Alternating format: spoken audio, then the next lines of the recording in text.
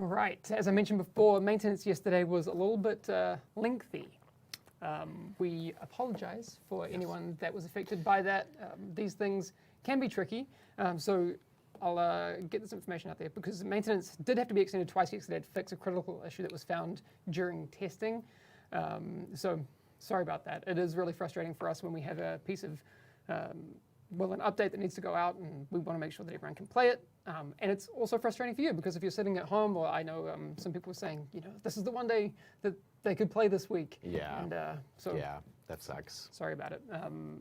Actually, though, because of that, we are going to give away 3 additional Silent Night keys to people that log in before the end of the month, just to kind of say sorry, because it's shitty when you have to wait around for everyone. And that is live right now. So if you log in, you can grab 3 of the keys for the Silent Night event. So if you haven't finished your so we are already seeing some reports of things that are still issues in 6.1. So thank you for those reports. The invisible walls stuff.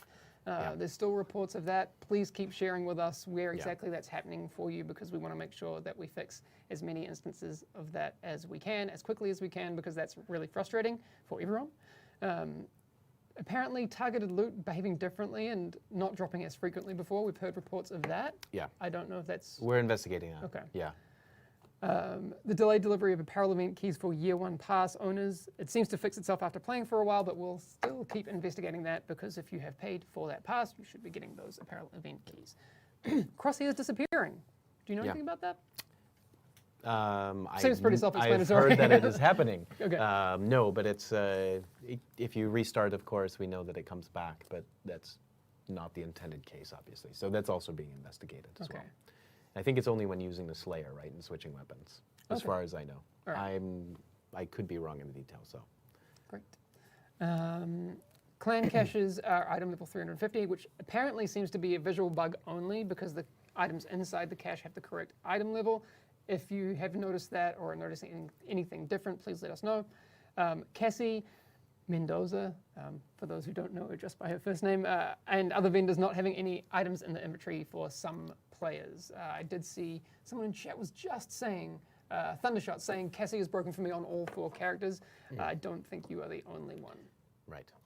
Yeah, but the snowball gun. You were saying some people have been using it. You've been watching some people use it. Yeah, absolutely. In what way are people using it? Oh, you were saying that people kind of like love-hate it. Yeah, totally. I mean, that's personally, right? That's kind of my relationship to it as well. Like visually and just like lore-wise, it's ridiculous and it's hilarious, right? Yeah. But I think like Noel wrote the description for it, and there's like people on the there's a thread on the pretty Reddit good. about the description, I think. Yeah. Or I saw it somewhere. The description for the Slayer is pretty special. it's pretty great. So, and it's awesome and it has like the VFX and like all of that's really cool. But like, right, like you're not gonna probably go beat like the raid with it, right? Like anytime soon.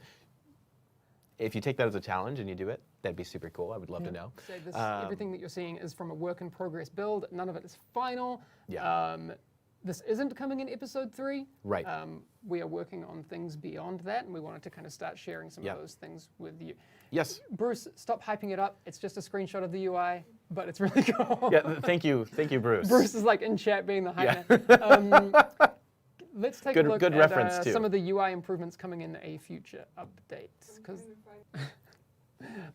this is really cool. So already, actually, should we let it Let's people let it sink breathe in? a little bit, because there's a lot of things to see here. There's a lot going on.